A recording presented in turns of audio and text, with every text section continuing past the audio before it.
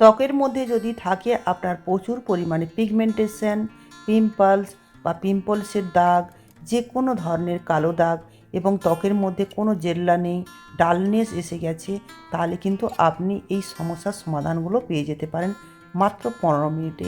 15 minute পরেই কিন্তু আপনি নিজেই দেখতে পাবেন আপনার ত্বকের মধ্যে কতখানি পরিবর্তন এসেছে। এর জন্য একটা বিশেষ প্যাক রেডি করছি। তার জন্য নিয়ে নিচ্ছি 1 চামচ মুলতানি মাটি। আর আপনারা জানেন মুলতানি মাটি কিন্তু আমাদের ত্বকের এক্সট্রা অয়েলকে শুষে নেয়, কোনো রকমের কালো দাগ আসতে দেয় না এবং ব্রণ আসতে দেয় না, এবং ওপেন পোরসের যদি সমস্যা থাকে সেগুলোকেও কিন্তু দূর করে দেয়, স্কিনকে টাইটেনিং করে।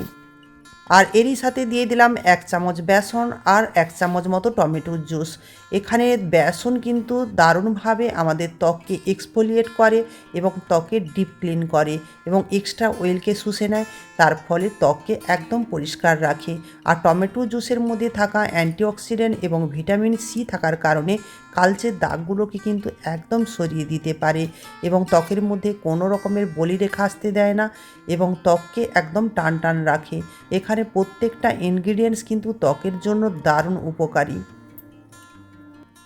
ভালো করে ফেস প্যাকটাকে আপনারা মিশিয়ে নেবেন, আর মিশিয়ে নেওয়ার পরে এটা ব্যবহার করার জন্য আপনি ফেসটাকে ক্লিনজার দিয়ে ধুয়ে চলে আসবেন। ধুয়ে আসার পরে শুকনো ত্বকের উপরে এই ফেস প্যাকটা লাগিয়ে নেবেন একদম মোটা করে লেয়ার দিয়ে। তারপর 15 মিনিট পরেই দেখবেন প্রায় 90% মতো শুকনো হয়ে গিয়েছে। তারপর এই প্যাকটাকে ঠান্ডা জল কিংবা ঈষৎ উষ্ণ গরম জলে ধুয়ে চলে আসবেন। ধুয়ে আসার পরে একটা ময়শ্চারাইজার ক্রিম লাগিয়ে নেবেন।